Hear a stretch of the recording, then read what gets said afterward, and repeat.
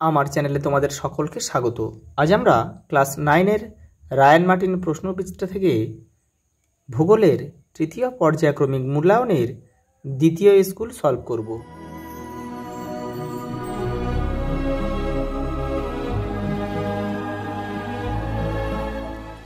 প্রথম প্রশ্ন দেখো, প্রদত্ত কোন শহরে পৃথিবীর আবর্তন বেগ কম?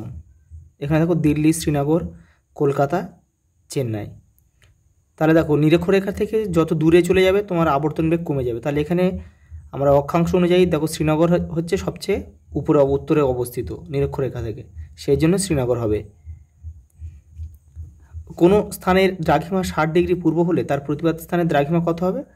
দেখো প্রতিবাদ স্থানের দ্রাঘিমা সবসময় কিন্তু এখানে যেটা থাকবে সেটাই হবে, শুধু এইটা উল্টে যাবে, এই পূর্বটা উল্টে যাবে। তাহলে কী হবে? পশ্চিম হবে। দেখো কোথায় আছে, এই যে। মধ্যাহ্ন সূর্যের সর্বোচ্চ অবস্থান অনুসারে যে সময় নির্ণয় করা হয় তাকে কি বলা হয়? স্থানীয় সময়। Option A. দেখো সৌরজগতের শীতলতম গ্রহ কোনটা? ইউরেনাস। উষ্ণতা কত? দেখো -216 ডিগ্রি সেলসিয়াস। আর সবচেয়ে উষ্ণতম গ্রহকে দেখো শুক্র, 465 ডিগ্রি সেলসিয়াস। দেখো পৃথিবী কেন্দ্রিক মহাবিশ্বের ধারণা প্রবর্তন করেছিলেন কে? দেখো ক্লডিয়াস টলেমি।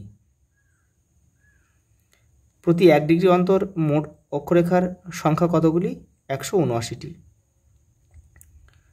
যে ধরনের রাসায়নিক আবহবিকারে অ্যানহাইড্রেট জিপসামে পরিণত হয় তা হলো জলযোজন। মাটি ক্ষয় প্রতিরোধে একটি গুরুত্বপূর্ণ উপায় হলো মালচিং। পশ্চিমবঙ্গের সর্বাধিক খরাপ্রবণ জেলা হচ্ছে পুরুলিয়া। একটি পুনর্ভব সম্পদের উদাহরণ হলো সূর্যালোক। দেখো পরেরটা, সর্বোৎকৃষ্ট লৌহ আকরিক হচ্ছে ম্যাগনেটাইট। ভারতের গ্লাসগো বলা হয় হাওড়াকে, আর দুর্গাপুরকে ভারতের রুড়। কোনো অঞ্চলের জনসংখ্যা 1 লক্ষাধিক হলে ভারতের তাকে বলে নগর। দেখো মহানগরের জনসংখ্যা কত হবে? 10 লক্ষ, আর মেগা সিটি হবে 50 লক্ষ। যে স্কেল সর্বজনীন তা হলো ভগ্নাংশ সূচক।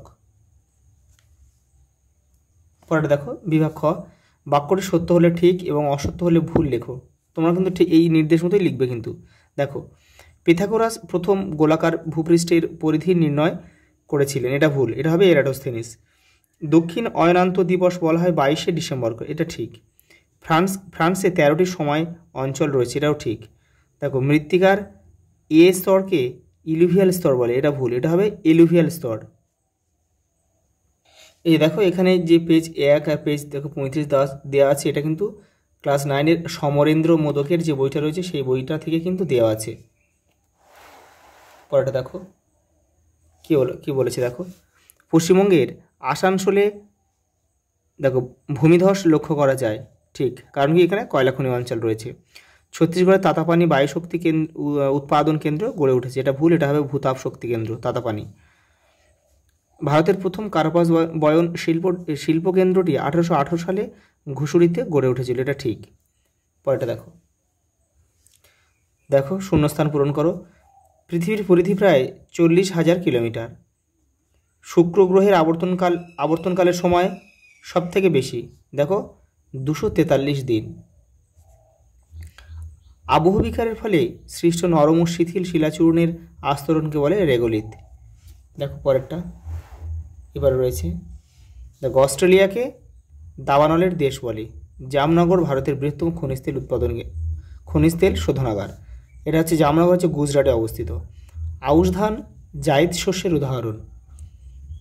ন্যাডমো ভারতের বিষয়গত মানচিত্র প্রকাশ করে।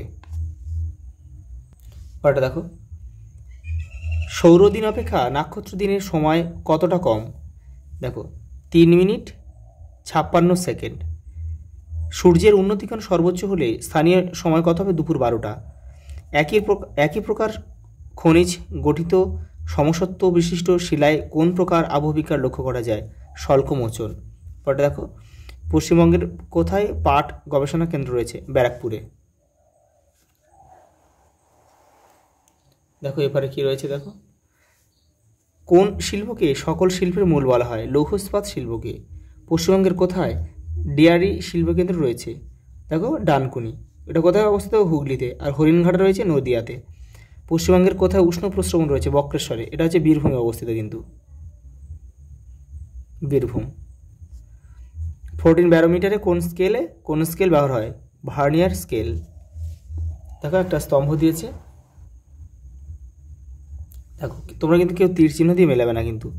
দেখো জানুয়ারি হচ্ছে কি, এটা অনুসুর, পৃথিবীর অনুসুর অবস্থা। দেখো 21শে মার্চ মহাবিষুব। দেখো 1992 সালে কী হয়েছিল? বসুন্ধরা সম্মেলন হয়েছিল। কোথায়? ব্রাজিলের রিও ডি জেনেরো শহরে। আর 1855 সাল কী হবে? পাট শিল্প গড়ে উঠেছিল। কোথায়? হুগলির রিষড়াতে। এই যে দেখো আমি লিখে দিয়েছি পাশে, হুগলির রিষড়াতে 1855 সালে আধুনিক পাটকল গড়ে উঠেছিল। কে করেছিল? George Auckland. এবার দেখো ম্যাপ পয়েন্টিংটা দেখে নাও। দেখো ম্যাপ পয়েন্টিংটা একটু দেখে নাও। দেখো প্রথমে কী দিয়েছে?